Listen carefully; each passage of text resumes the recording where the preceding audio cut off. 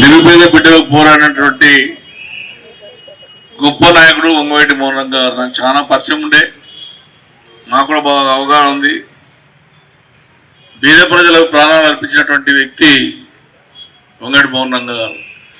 అటువంటి విగ్రహం తెలంగాణ రాష్ట్రంలో మా కాపు సోదరులందరూ వచ్చి ఎడ్డిపల్లితో కుక్కడపల్లి పెట్టేయాలంటే ఎంతోమంది అడ్డం పడ్డా ఎట్టిపల్లి పెట్టేయాలని చెప్పి వంగవీటి మోహన్ విగ్రహం కూడా ఇక్కడ ఏర్పాటు చేయడం జరిగినటువంటిది.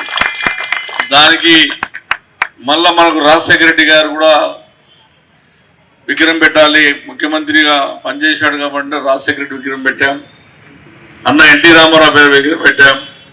అంటే మనకున్నటువంటి మన రాష్ట్రంలో తెలంగాణ రాష్ట్రంలో అన్న కుక్కట్పల్లి కాన్స్టిట్యూన్సీలో అన్ని ప్రాంత ప్రజలు ఉన్నారు కాబట్టి అందరినీ గౌరవించుకునే విధంగా వాళ్ళు చేసినటువంటి మన ఆంధ్రప్రదేశ్ కలిసి ఉన్నప్పుడు అందరం కలిసి ఉన్నాం కాబట్టి వాళ్ళు చేసిన ప్రజా పోరాటాలకు అందుకు ఉండే విధంగా అది జ్ఞాపనార్థం ఇవాళ కేబీఎస్పీ కానీ బస్ స్టాప్లో అది కూడా పెద్ద గుట్ట ఉండే, ఆ గుట్టను కుట్టించి హౌసింగ్ బోర్డులో ఆధీనంలో ఉన్నటువంటి ల్యాండ్ని తీసుకొని ఒక బ్రహ్మాండ విగ్రహం పెట్టించాం. దానికి విగ్రహం పెట్టినటువంటి కుల పెద్దలందరూ కూడా సహకరించారు చాలామంది.